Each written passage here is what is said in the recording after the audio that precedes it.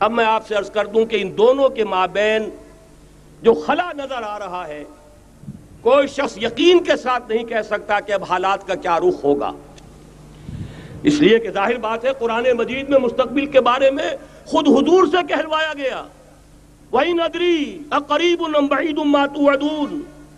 لوگوں مجھے معلوم نہیں ہے کہ جس بات کی تمہیں خبر دی جا رہی ہے وہ قریب آ چکا ہے یا دور ہے۔ وَإِنْ أَدْرِي لَعَلَّهُ فِتْنَةٌ لَكُمْ وَمَتَاعٌ إِلَىٰ حِينٍ، اور میں نہیں جانتا، ہو سکتا ہے اللہ کچھ اور مہلت دے دے تمہیں، اور کچھ اور آزمائش جو ہے اس کے لیے تمہارے لیے کوئی اور مہلت عطا فرما دے، ہو سکتا ہے۔ تو میں بھی کسی دعوے سے نہیں کہہ رہا، لیکن دو امکانات ہیں۔ امکان نمبر ایک کیا ہے؟ ابھی عالم اسلام کا ایک سالڈ بلاک ہے جو یہودی ورلڈ آرڈر کی نگاہوں میں کھٹک رہا ہے۔ میں کھٹکتا ہوں دل یزداں میں کانٹے کی طرح۔ اگرچہ ان کی اسٹریٹجی کیا ہے؟ ایک ایک کر کے ان کے حصے بکھرے کر کے تیا پانچا کرو۔ ابھی وہ بلاک کون سا ہے؟ ایران ہے، افغانستان ہے، پاکستان ہے، اور روسی ترکستان سے آزاد ہونے والی جو ریاستیں ہیں، یہ ایک سالڈ بلاک ہے۔ یہ عجمی مسلمان عربی نہیں، عربی گئے، یہ نوٹ کر لیجئے، اس لیے کہ عربوں کو اللہ نے فضیلت دی تھی، محمد ان میں سے تھے صلی اللہ علیہ وسلم، یہ رتبہ بلند ملا جن کو مل گیا۔ لیکن ساتھ ہی اللہ نے دھمکی بھی دے دی تھی سورہ محمد میں، ان تتولوا یستبدل قوما غیرکم، اگر تم پیٹھ دکھا دو گے اس مشن کو جو ہم نے تمہارے حوالے کیا ہے، تمہیں ہٹائیں گے، کسی اور کو لے آئیں گے۔ اور یہ بات ہو چکی ہے 13ویں صدی عیسوی میں، 1258 میں جب سقوط بغداد ہوا ہے، عربوں کے ہاتھ سے عالم اسلام کی قیادت چھین لی گئی، معزول کر دیے گئے۔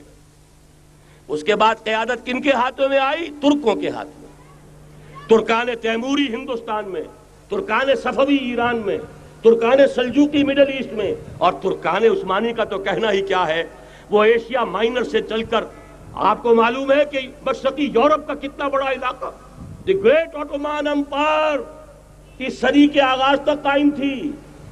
اس صدی میں عجیب عجیب معجزے ہوئے ہیں۔ گریٹ آٹومان امپائر جو 3 بر اعظموں پر محیط، نام و نشان ختم۔ The great U S S R, نام و نشان ختم۔ اب تو روس صاحب ایک ملک کی حیثیت سے رہ گئے۔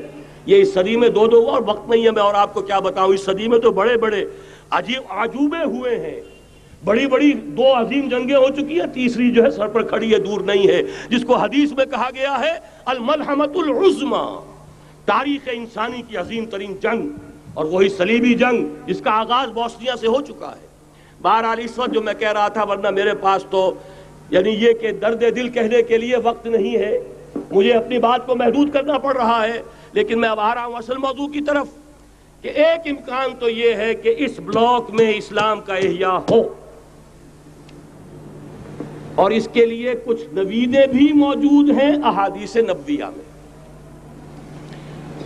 وہ تو آپ نے سنا ہوگا اقبال کا شعر، میرے عرب کو آئی ٹھنڈی ہوا جہاں سے، میرا وطن وہی ہے، میرا وطن وہی ہے۔ حدیث میں آتا ہے یخرج ناس من المشرق یؤتون للمہدی، یعنی سلطانہ، مشرق سے فوجیں نکلیں گی کہ جو کہ مہدی کی حکومت قائم کریں گی۔ یہ مہدی اہل تشیع کے مہدی اور ہیں، ہمارے مہدی اور ہیں۔ اہل تشیع کے عقیدے کے مطابق ان کے بعد میں امام جو روپوش ہو گئے تھے وہ امام مہدی ہے، وہ ظاہر ہو جائیں گے، ابھی امام غائب ہیں، پھر وہ ظاہر ہو جائیں گے۔ ہمارے نزدیک یہ مہدی پیدا ہوں گے یا ہو چکے ہوں، اور یہ ہوں گے حضرت فاطمہ کی نسل ہی سے رضی اللہ تعالی عنہا، لیکن عالم عرب کے اندر پھر ایک طاقت بن کر ابھریں گے، باطل کی قوتوں کے خلاف جہاد کریں گے، لیکن ان کو مدد آئے گی 2 طرف سے، ایک زمینی مدد آئے گی مشرق سے، ایک آسمانی مدد آئے گی، عیسیٰ ابن مریم کا نزول، حضرت مسیح علیہ السلام جو زندہ آسمان پر اٹھائے گئے تھے نازل ہوں گے، اور در حقیقت ان 2 مددوں کے نتیجے میں پھر یہود کا قلع قمع ہوگا، اور یہی گریٹر اسرائیل ان کا گریٹر گریو یارڈ بن کر رہے گا، عظیم تر قبرستان بن کر رہے گا۔ اس کی بڑی واضح حدیثیں موجود ہیں، اس کی بڑی تفصیلی خبریں موجود ہیں، یہ احادیث کی کتب کے اندر، بدقسمتی سے ہماری اس کی طرف توجہ نہیں ہے۔